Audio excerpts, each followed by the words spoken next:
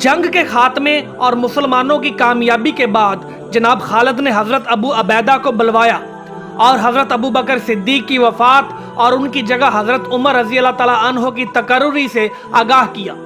پھر وہ حکم نامہ ان کے حوالے کیا جس میں حضرت عمر نے جناب خالد بن ولید کو بحیثیت سپاہ سالار لشکر معزول کر کے حضرت ابو عبیدہ کو ان کی جگہ مقرر کیا تھا۔ شاباش ہے خالد بن ولید پر کہ جنہوں نے بغیر کسی احتجاج کے اپنی معزولی تسلیم کر لی اور جناب ابو عبیدہ کو یرموک کے میدان اور اپنے عراق کے لشکر کی سالاری سونپ کر ان کی ماتحتی قبول کر لی۔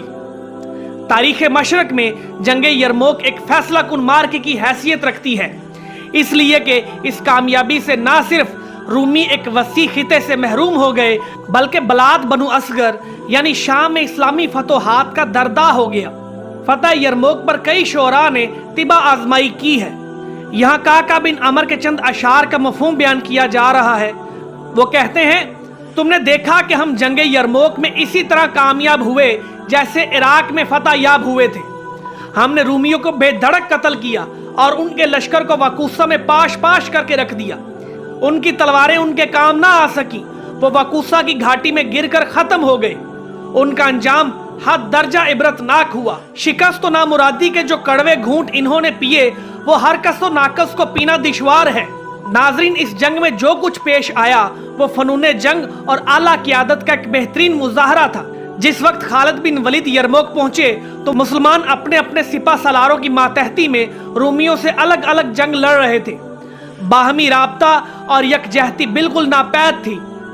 دشمن کے لشکر کی تعداد مسلمانوں سے کئی گنا زیادہ تھی۔ کیسر ہرقل نے اپنا لشکر اس لیے بھیجا تھا کہ وہ مسلمانوں کو ایسی شکست فاش دے کہ وہ پھر کبھی شام کا رخ نہ کریں۔ ان حالات میں اگر مسلمان پراگندگی اور انتشار کا شکار تھے تو ان کی کامیابی ناممکن تھی۔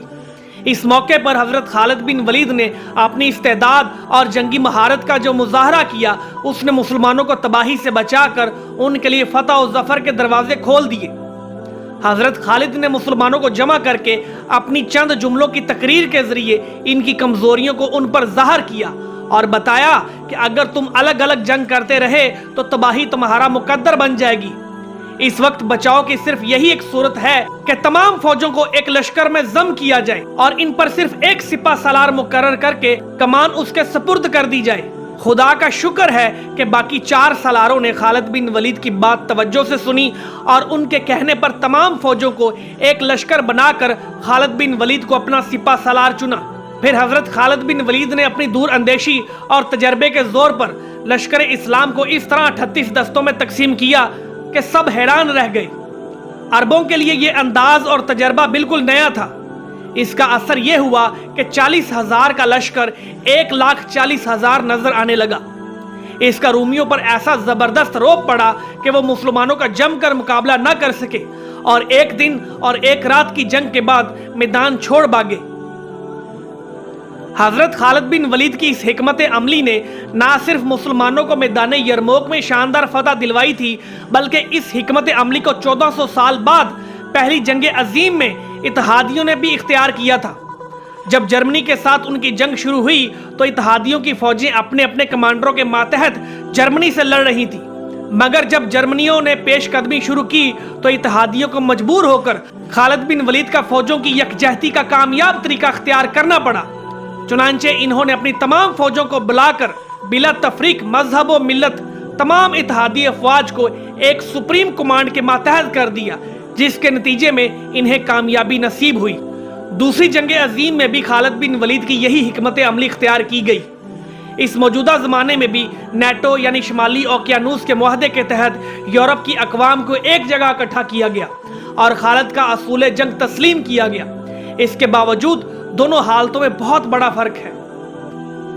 خالد بن ولید نے 1400 سال پہلے سپریم کمانڈ کا جو اصول وضع کیا تھا وہ خالص ان کے دماغ کی سوچ کا نتیجہ تھا، مگر موجودہ زمانے میں اور دوسری جنگ عظیم میں اس اصول کو درجنوں کمانڈوں نے 2 سال کے مسلسل غور و فکر کے بعد اپنایا تھا۔ اس کے علاوہ خالد بن ولید نے کسی جنگی اسکول میں تعلیم نہ پائی تھی، जबकि आज के कमांडर दुनिया के बेहतरीन जंगी कॉलेजों, यूनिवर्सिटियों और अदारों के तालीम याफ्ता होते हैं। तीसरी और आखिरी बात यह है कि जनाब खालिद ने इस जमाने में यह जंगी असूल अख्तियार किया था जब जंगी असूल बिल्कुल इब्तदाई हालत में थे, जबकि अब जंगी असूल और अतवार इंतहाई अरूज पर पहुंचे हुए हैं। इन बातों पर गौर करने के बाद हम इस नतीजे पर पहुंचते हैं कि इस्लाम ने 1400 साल पहले खालिद बिन वलीद की सूरत में एक ऐसा नादर रोजगार पैदा किया था जिसका जवाब तमाम आलम इस्लाम आज तक पैदा न कर सका। खालिद बिन वलीद दुनिया के वाहिद जर्नैल हैं जिन्होंने किसी मैदान में शिकस्त का मुंह नहीं देखा, जबकि दुनिया का बड़े से बड़ा जर्नैल अपनी जिंदगी में एक दो बार जरूर नाकाम रहा है। हजरत खालिद बिन वलीद की जुर्रत और हौसले की मिसाल हमें जंगे यरमूक में दिखाई देती है। रवायत है कि जंग के दौरान एक मुसलमान ने रोमी लश्कर को देखकर कहा, ओहो रूमी कितने ज्यादा हैं और मुसलमान कितने कम। हजरत खालिद बिन वलीद ने फौरन ही जवाब में कहा, ओहो मुसलमान कितने ज्यादा हैं और रूमी कितने कम। याद रखो, फौजें अल्लाह की मदद की बदौलत ज्यादा होती हैं और नाकामी और बुज़दिली की वजह से कम होती हैं। फतह और शिकस्त का दारोमदार आदमी की कसरत और किल्लत पर नहीं होता।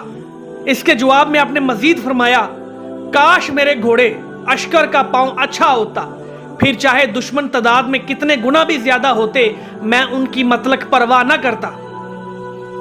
नाजरीन, ये इत्मीनान बड़े अल्फाज एक ऐसा शख्स ही अदा कर सकता है जिसका नुसरत खुदाबंदी पर पुख्ता ईमान हो। इसके अलावा खालिद बिन वलीद हमें जगह जगह एक सच्चे मुबल्लिग इस्लाम भी नजर आते हैं। जिस वक्त रूमी सरदार जर्जा ने आपके पास आकर आपके खिताब सैफुल्लाह की तशरीह चाही तो आपने कोई जंगी जाल चलने या उसे कत्ल करने की बजाय नहायत सीधे और सच्चे अंदाज में सैफुल्लाह की तशरीह की। जर्जा आपकी सच्चाई से इस कदर मुतासर हुआ कि वो मुसलमान हो गया। नाजरीन, एक तो खालिद बिन वलीद ने उसे मुसलमान करके सवाब कमाया, दूसरा उसके दिल में इस्लाम की ऐसी चमक और जहाद का ऐसा जज्बा पैदा कर दिया कि मुसलमानों की तरफ से अपने हम वतनों और भाइयों से लड़ा और शहादत पाई। जंगे यरमूक में जहाद, कुर्बानी और तहम्मुल की जो मिसाल हजरत खालिद बिन वलीद ने पेश की, इसकी नज़ीर पेश करने से दुनिया कासिर है। नाजरीन गौर फरमाइए, रूमी लश्कर सामने है, जंग जोरों पर है। खालिद बिन वलीद अपनी जंगी हिकमत अमली के बाइस जंग जीतने के बिल्कुल करीब हैं कि इन्हें खलीफा दोम का हुक्मनामा पहुंचता है कि वो माजूल कर दिए गए हैं और उनकी जगह दूसरे को सरदारी दे दी गई है। मगर वाह रे खालिद, उनके माथे पर शिकन तक न आई। माजूली का हुक्मनामा तरकश में रख लेते हैं। खुद पर इस कदर काबू है कि कोई हरकत ऐसी सरजद नहीं हो पाती जिससे लोग हकीकत हाल से वाकिफ हो सके। क्योंकि अगर लोगों को और खासकर उन साथियों को जिन्हें वो इराक से लेकर आए थे ये मालूम हो जाता कि उनके कायद, उनके सरदार और उनके महबूब साथी को सरदारी के मर्तबे से माजूल करके सिपाही बना दिया गया है, तो उस जीती हुई जंग का नक्शा यकीनन बदल जाता। ये सिर्फ खालिद ही की हस्ती थी जिसने माजूली की खबर पढ़कर भी खुद पर काबू रखा और उस खबर को सीने की गहराइयों में उस वक्त तक दफन रखा जब तक दुश्मन को शिकस्त ना दे दी। हालांकि वो ये जानते थे कि इस फतह का सहरा अब उनके सर बंधने की बजाय उस शख्स के सर सजेगा जिसे वो अपना ओहदा सपुर्द करेंगे। नाजरीन, यरमूक में मुसलमानों ने अजीम शान फतह हासिल की। लश्कर इस्लाम का हर सिपाही और हर सवार फतह के नशे में चूर हो रहा था। इस सूरत हाल में जनाब खालिद बिन वलीद, जो उस वक्त तमाम अफवाज इस्लाम के सिपा सलार थे, हजरत अबू अबैदा के पास पहुंचते हैं, इन्हें खलीफा सानी का खत देते हैं, फिर कहते हैं, नए खलीफा उमर बिन खत्ताब ने मुझे माजूल करके मेरी जगह आपको नामजद किया है। इस वक्त से मैं आपका मातहत और सिर्फ सिपाही हूँ।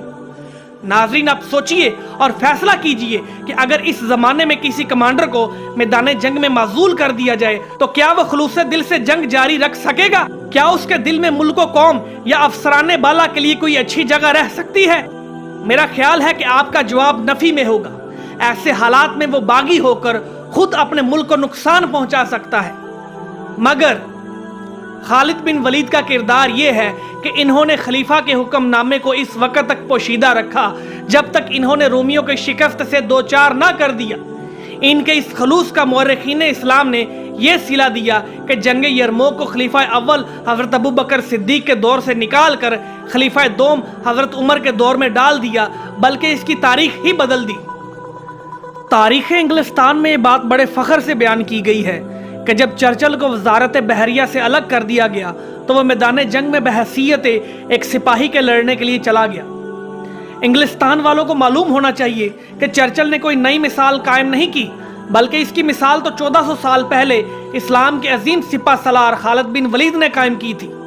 انہیں حضرت عمر نے جنگ یرموک کے دوران معزول کر دیا، مگر انہوں نے احتجاج کرنے کی بجائے ابو عبیدہ کو منصب سپرد کر کے ایک سپاہی کی حیثیت سے لشکر اسلام میں رہ کر جنگ جاری رکھی۔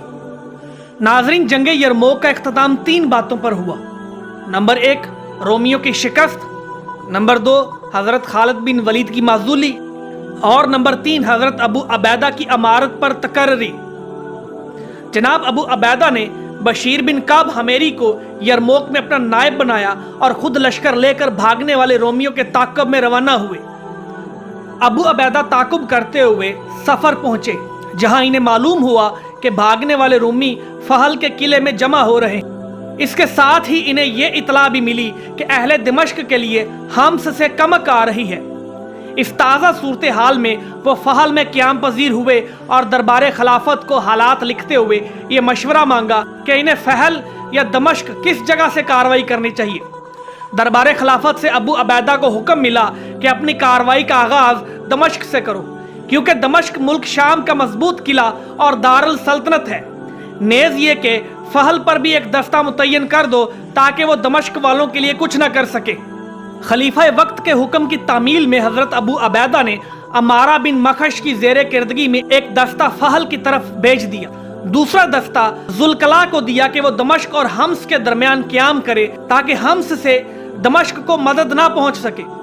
اسی طرح علقمہ بن حکیم اور مشروع کو دمشق اور فلسطین کے درمیان حائل کیا کہ فلسطین کی طرف سے کوئی مسلمانوں کی پشت پر حملہ نہ کر سکے۔ ابو عبیدہ نے دمشق کو کمک پہنچانے والے تمام راستوں کو بند کر دیا اور پھر سفر سے روانہ ہو گئے۔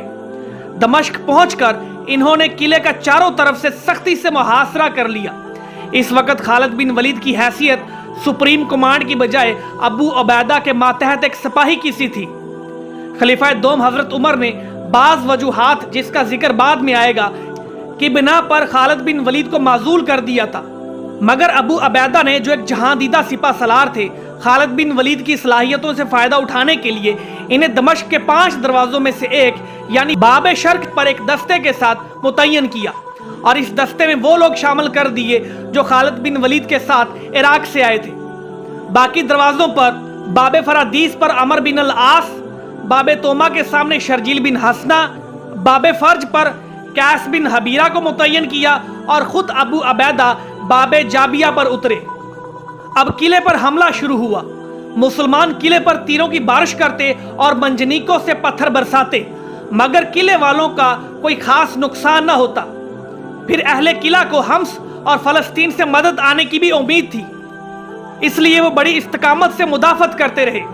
پھر جب 1 ہفتے تک کوئی کمک نہ پہنچی تو قلعے میں گھبراہٹ پیدا ہوئی۔ انہیں کیا معلوم تھا کہ مسلمانوں نے کمک آنے کے تمام راستے بند کر دیے ہیں۔ قلعے والوں کو ایک آس یہ بھی تھی کہ جاڑے کا موسم شروع ہونے والا تھا، اور ان کا خیال تھا کہ مسلمان وہاں کی سخت سردی برداشت نہ کر سکیں گے اور محاصرہ اٹھا کر چلے جائیں گے، مگر انہیں اس پر بھی مایوسی ہوئی۔ سخت جاڑوں کے موسم میں بھی مسلمانوں نے محاصرہ ختم نہ کیا اور ڈٹے رہے۔ آخر تنگ آ کر اہل قلعہ نے صلح کی گفتگو شروع کی۔ مسلمانوں کی طرف سے شرطیں ایسی تھیں جنہیں قلعے والوں نے قبول نہ کیا اور بدستور مقابلے پر جمے رہے۔ خالد بن ولید اگرچہ بے اختیار تھے، ان کی حیثیت ایک معمولی دستہ سوار کی تھی، مگر انہوں نے اپنی اس حالت میں بھی قلعے پر قبضہ کرنے کی وہ حکمت عملی اختیار کی جس نے سب کو حیران کر دیا۔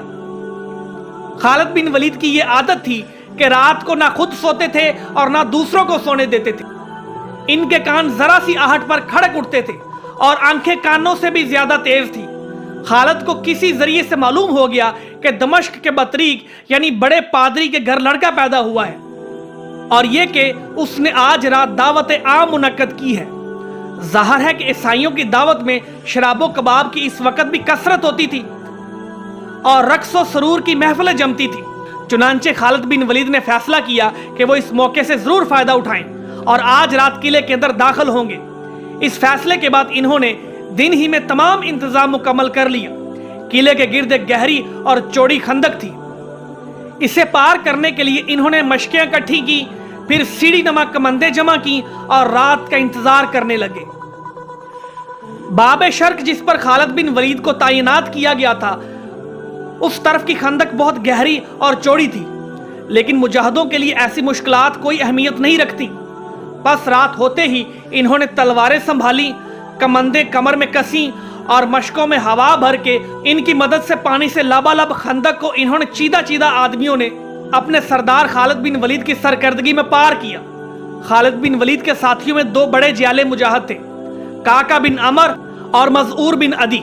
खालिद बिन वलीद के साथ जब ये लोग खंदक पार करके फसील के करीब पहुंचे तो खालिद बिन वलीद ने अपने साथियों को समझाया कि जब फसील से नारे तकबीर की सदा बुलंद हो तो कुछ आदमी फसील पर चढ़ जाएं और बाकी तेजी से बाबे शर्क पहुंच जाएं।